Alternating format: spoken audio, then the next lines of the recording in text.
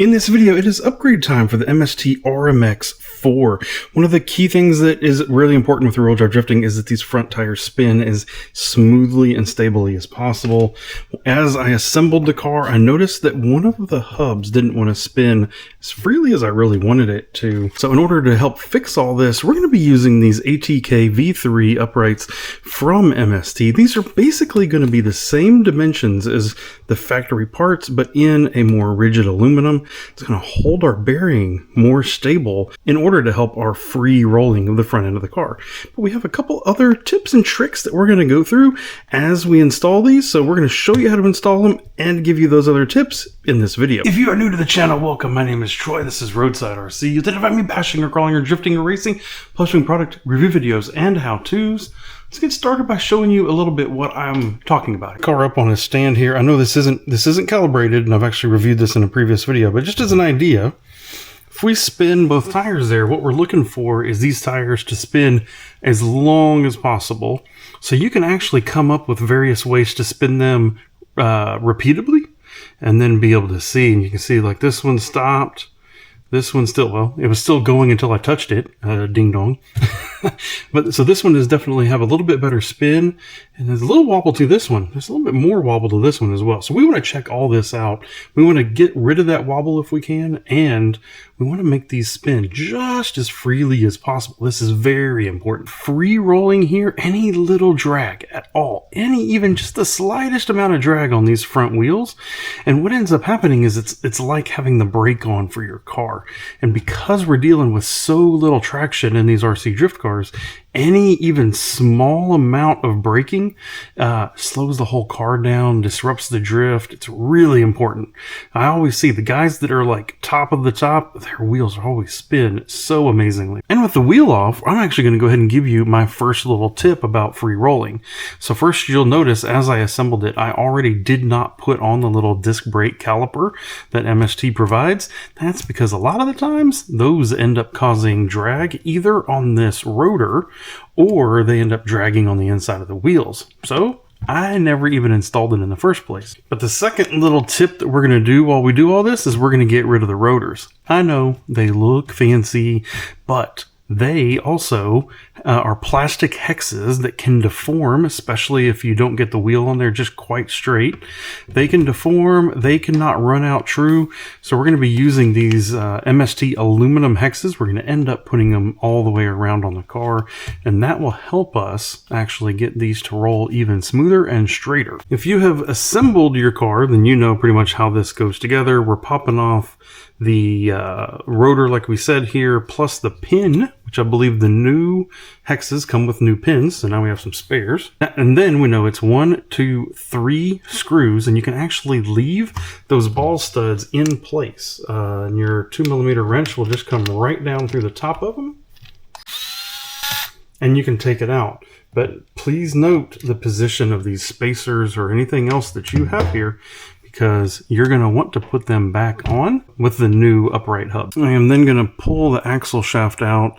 There is actually a different shaft that I believe MST offers, but we're not replacing that today. We're going to reuse this one, leaving the bearings in here, because part of what we're also doing is we're using some ceramic metal shielded bearings from Protec, some higher speed bearings that'll also help us reduce the friction up front. So we're just going to leave those in there. What I've done is I've used, this is just a bearing holder container from where I bought a bunch of bearings before. Anything that you can use that kind of holds the bearings and some of the liquid in place.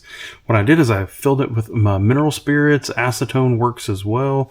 I've left the bearings in here. But I like this because this way I can shake them. And so what you're doing is trying to get that mineral spirits or the acetone to actually eat away some of the grease that's in it from the factory. A lot of times these are shipped with kind of a thick grease in them. So I'm trying to get that out of there. Sometimes, like with the initial assembly of this kit, I did the same thing. And when you're done, you actually see like chunks literally floating in there. I actually put these in here back before I even started the video. And we're going to dry them off. We want to get all that acetone, mineral spirits, whatever you're using. You want to get all that off of it. And then there's a number of different high-speed bearing oils that are available out there on the market. We're going to just put 1 or 2 drops in each one. A small amount goes a long way. And then I like to put these gooey side in, and they should go in very straight and very square. That's part of what's going to hold this axle nice and straight. This upright kit 820162R, the R is just for red. You can get it in other colors, I believe black. Comes with a couple spacers there, comes with a couple ball studs, steering stoppers, and then the uprights themselves. This is where I always like to now sit down and compare the parts side by side to make sure, just am I missing any differences that I need to know about? And the good news is, no, these actually are truly, I believe, identical parts. Now, of course, there's these two spacers in here, big and little spacers. Those are going to end up going on the big is on the top. Small is on the bottom. Of course, they have steering stoppers, which are molded into the plastic here on the factory, are not, but there's a hole here for where you can put those in. It's time for our wheel hexes. As normal, cross pin just goes in, and then we'll be able to slide the hex on.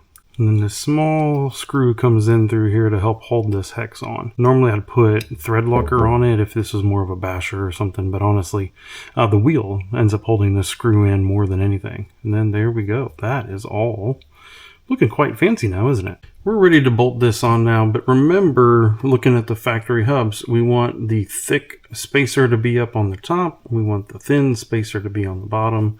This is also a place, because of all the movement here, where I am going to be using some blue thread locker in order to make sure that these don't come loose while out driving on track. All right, now results time. So new side over here, factory side over here. That may be another tip for you as well. Do one at a time, and then that way, if you forget where something screws in, which side is top, bottom, which things like that, you still have something to reference. So if we come in here and spin them now,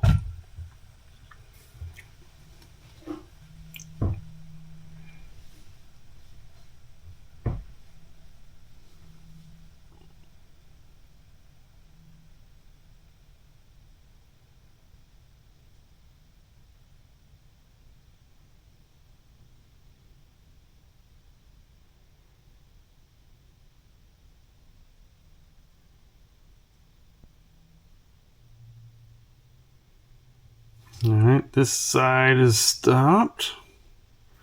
Other side is still spinning. So before they were pretty close. Now with that hub difference, with those bearings, with the improved bearings and that oil and everything, and getting rid of those rotors and all that, it all adds up. It makes a difference. And this is a good time to note, of those clamping hexes, I grabbed the 6mm version. Didn't really think about it when I did it. They also offer them in a 5 and a 4.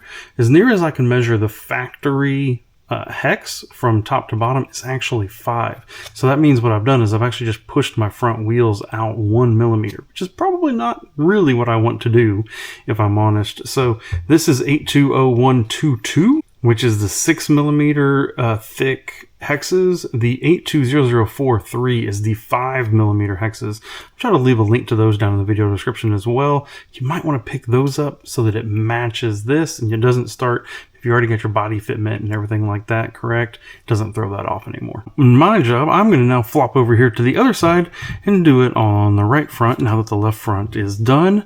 I am going to leave you here. This is going to be exactly the same as it is on the other side, so no need for you to go through that step by step with me. But now, if you have any questions about what I've done here and putting these parts on, please leave them down in the video comments, and I'll be happy to answer as many of those as I can. If you are looking for these parts because you want to do these upgrades to your MST RMX 4, I'll have a link in the video description to each one of the parts, including the different thickness wheel hexes, in case you do need those. And if you're curious about anything else that I have done with this MST RMX 4, it's going to be a whole playlist. It'll be popping up over here to your right, and I hope to see you in one of those videos. Thank you for watching, and goodbye.